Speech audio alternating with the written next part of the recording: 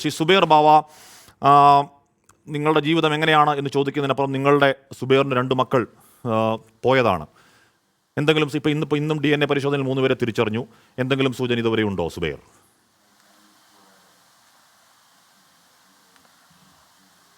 Asim sir, ഇന്ന് വരെ എനിക്ക് ഇപ്പോൾ 2 മക്കൾ, ഇപ്പോൾ 44 പേരെ ഇതുവരെ കിട്ടാനുണ്ട്. ഇപ്പോൾ 2 മക്കളെ DNA പോലും കിട്ടാത്ത അവസ്ഥയിലേക്കാണ്. 4 മാസവും 6 ദിവസവുമായിട്ട് നമുക്ക് ഇതുവരെ അതിൻ്റെ ഒരു കാരണങ്ങളോ ഒരു DNA ടെസ്റ്റോ കാര്യങ്ങളോ ഒന്നും ഇതുവരെ നമുക്ക് തന്നിട്ടില്ല. കാരണം ഇപ്പോഴും സാറ് പറഞ്ഞ പോലെ വിലപിക്കുന്ന ഒരു അച്ഛനാണ് ഞാൻ. കാരണം ഞാനല്ല, ഇതുപോലെ ഒരു അച്ഛനും ഒരു കുടുംബത്തിൽ ഒരുപാട് പേരും കാത്തിരിക്കുന്നുണ്ട്. 72 ദിവസമായിട്ടും അർജുനെ എടുക്കാൻ വേണ്ടി കേരളം കാണിച്ച ഒരു ആവേശം പോലും നമ്മളെ ഈ മുണ്ടക്കൈ ചൂരമല ദുരന്തത്തിൽ അവർ കാണിച്ചിട്ടില്ല എന്നുള്ളതാണ് ഏറ്റവും മാനസികമായ ഒരു വിഷമം. കാരണം പറയുന്നത് ഇത് ഒരിക്കലും ഒരു അച്ഛനും അമ്മയും താങ്ങാൻ പറ്റാത്ത കാര്യങ്ങളാണ്. ഇപ്പോഴും ഈ 4 മാസവും 6 ദിവസവുമായിട്ട് മക്കളെ കാണാതെ നിൽക്കുന്ന ഒരു അച്ഛൻ്റെ ഇത്, അല്ലെങ്കിൽ അവരെ DNA ടെസ്റ്റ്, അങ്ങനെ ഒരുപാട് പേരുണ്ട്. 44 പേരും ഇപ്പോഴും മണ്ണിനടിയിൽ കിടന്നിട്ട് ഒരാൾക്ക് വേണ്ടി നമ്മൾ 72 ദിവസം കൊണ്ട് തിരഞ്ഞെടുത്ത സംസ്ഥാനമാണ് കേരളം എന്ന് പറയുന്നത്.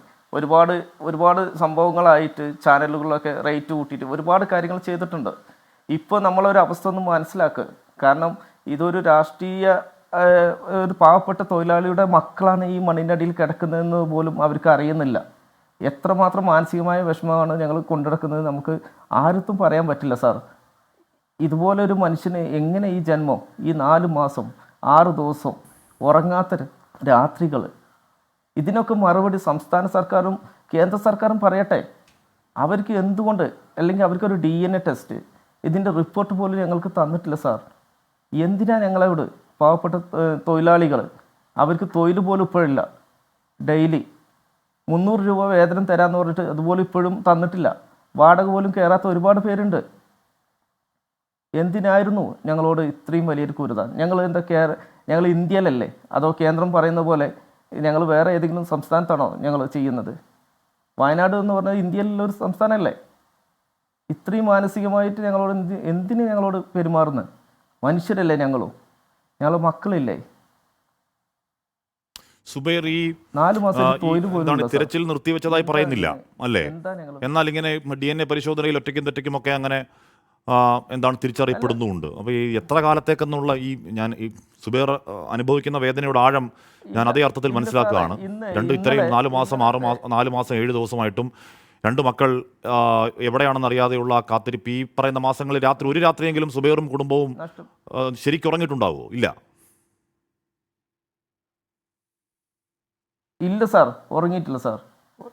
ഇതുപോലെ 44 കുടുംബങ്ങൾ ഇപ്പോഴും കാത്തിരിക്കുന്നില്ലേ സാർ? ഇപ്പോൾ 47 പേരാണ് മണ്ണിൻ്റെ അടിയിൽ. ഇപ്പോൾ 3 പേരെ DNA ടെസ്റ്റ് കിട്ടിയെന്ന് പറഞ്ഞിട്ടുണ്ട്. ബാക്കിയുള്ളവരും കാത്തിരിക്കുന്നില്ല സാറേ. എന്താണ് ഇവർ ചെയ്യുന്നത്? എന്താണ് നമുക്ക് ചെയ്തു തരുന്നത്? സംസ്ഥാന സർക്കാരായാലും ശരി, ഒരു പുനരധിവാസം ആണെങ്കിലും ശരി, ഇനി എന്ന് നമ്മൾ ഇറങ്ങിപ്പോണം ഇവിടുന്ന്? ഒരച്ഛൻക്ക് ഒരു മക്കളെ കർമ്മം പോലും ചെയ്യാൻ പറ്റാത്തൊരവസ്ഥയിലേക്ക് നീങ്ങി പോകുന്ന ഒരു അവസ്ഥയാണോ കേരളം? എന്തിന് ഈ ക്രൂരത ചെയ്യുന്നു?